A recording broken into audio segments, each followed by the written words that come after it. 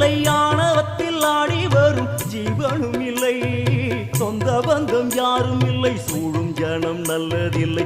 உன்னை என்று இவ்வுலகில் வல்லதொரு தெய்வம் இல்லை. தடுமாறி திருக்கோயில் வந்தேன் அம்மா, அம்மா ஜெகதீஸ்வரி, உந்தன் குழந்தை என்னை ஆதரி.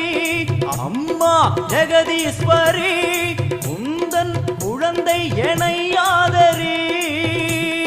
நீ வந்து தாயாக என்னை தாங்கணும், உன் மடி மீது தலை வைத்து நான் ஏங்கணும்.